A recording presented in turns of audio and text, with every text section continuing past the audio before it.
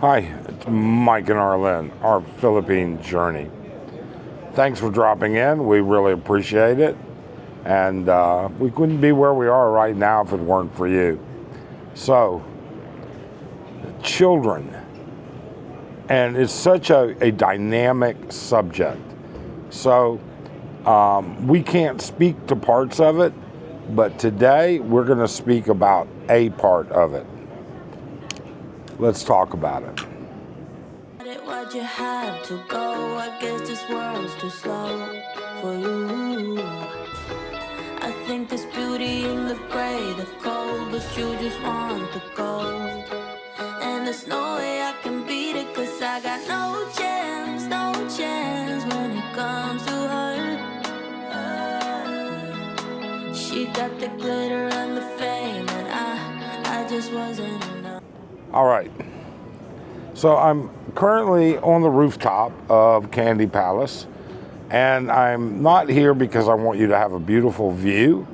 It's because I'm escaping the children. All right? And I don't mean that in a bad way.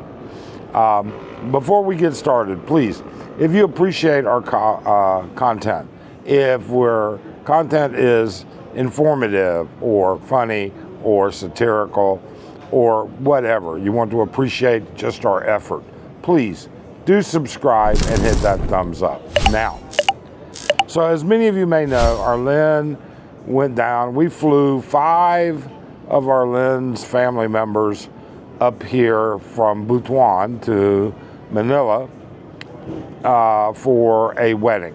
Arlyn's older sister is getting married a couple hours north of here, northeast actually. Okay? So they're staying with us for a couple of days. And then Arlyn, actually they're staying with us, a couple of days. All right, 3 days. So here's what's kind of unique. I want to talk about the kids.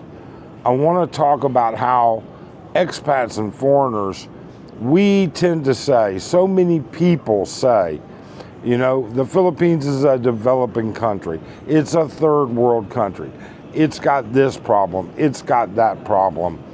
It's, you know, all of these negative things. For these kids, this trip has been nothing but wonder and amazement. What can you do for kids? Wow, had a little something fly by there. What can you do and how can you impact children? Now, there are very strict regulations, okay? Don't be around kids alone, always have an adult, one of their relatives as an adult. But let's not even get into that. I'm just too excited about the other parts. You see, 2 of these children, one is 5, the other is 7, okay? They've never been more than an hour and 15 minutes away from the province. And I got to tell you, the cities that they've been to were not big cities. They've been to Surigao City, they've been to Butuan, but only on the outskirts, okay? And what they just got exposed to, their first flight, their first time seeing the skyline of Manila and Makati and BGC and the high rises in Quezon City on the expressway, and even traffic. Traffic is something they don't encounter in the province. I mean, they have thoroughfare, okay? Plenty of ongoing traffic, but they don't have stop and go and people backed up, and they don't have tons and tons and tons of private vehicles, which we do here. They don't have tons and tons and tons of trikes, which we do here. It was amazing. So let me give you a couple of, for instances. So as Arlyn is pulling up to Candy Palace, the youngest one says, "Wow, your house is so big." Well, of course, you know, we explained, or she explained.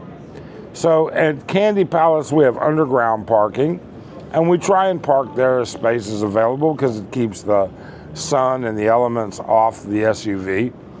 And Arlyn pulls in down there, and the youngest one goes, "Oh, you have so many cars, all of these cars." And the older one is like, "Yeah, they're rich." And it's kind of like, no, no, no, no. These are other people, all right? This is a lot of people live here, and it's their cars, and we share. And they look at each other because, you know, sisters, it's funny, they share most of the time. But trust me, these two can battle it out. And I don't mean meanly, but they just can and can be involved, all right? So they're aware of sharing. So we get them. Now, I did make a couple of mistakes, I'm gonna admit. So I did not go to the airport with Arlyn because, quite frankly, two reasons. One, I was involved in a live. And then number two, there were 8 of them, 5, 6, 6 of them, and all their luggage in the SUV. And I just didn't want to make it 7, all right? And so, you know, they got here, hi, how are you? And they're still always shy around me. But then that has changed a lot, okay? So they're getting situated and everything, and I said, "Hey, Arlyn, tell them, let's go get ice cream and go swimming," because they had already said that they really wanted to go swimming. So we took them to the rooftop, and I mean, they were ready to go swimming like that. They brought their swimsuits, and they were ready that fast, okay? So we take them to the rooftop because we have a pool on the rooftop along with the restaurant and everything else. They were amazed. I mean, you can see it in their eyes. You can see, you know, they've never been up that high looking around. They told me about their airplane flight. They told me all these different things. And quite frankly, it's the amazing wonder that these kids experience. Now, I'm not saying we should, you know, you've got all of this, but what I am saying is that keep in mind, for children here, I don't call it a third world country, I call it a developing nation, all right? But what people call a third world country, for them, what they see right now is like out of the movies. They see stuff that is absolutely out of the movies, all right? It's an amazing thing for them to expose them to this, to show them, to do those types of things. These are the important parts of children growing up. And like I said, I did make a mistake, I will tell you. So the first mistake I made was, hey, let's go get ice cream and go to the pool. Well, that was sugar blast number 1. They didn't want ice cream, they wanted mango shakes. Okay. So they had their mango shakes, they swam until they were exhausted, and then we went back downstairs. Arlyn had stuff that she had made for dinner. Her older brother helped her as well, and we all had dinner. And when we were done with dinner, I was kind of like, you know, Arlyn, I'm out of chocolate. Ask the girls if they'd like to go up to JJ and get some chocolate. All right? I like the little fun size bars. I'll have a couple of those after dinner every night. I calibrate my insulin for the extra chocolate. All right?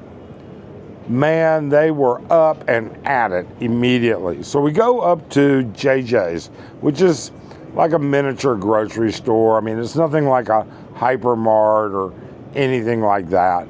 All right, it's a city store, and it's been around forever. And they have a big candy section, and I just let the girls pick whatever they wanted and start putting it in the bag, you know, the little carrier. So I ended up with a package of fun-sized Three Musketeers, Milky Ways, Reese Cups, Butterfingers, and something else.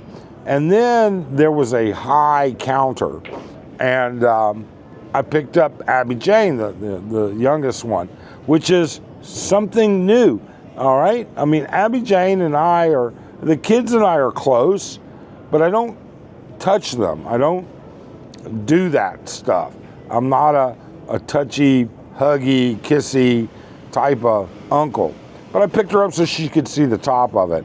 And she's pointing at this and this.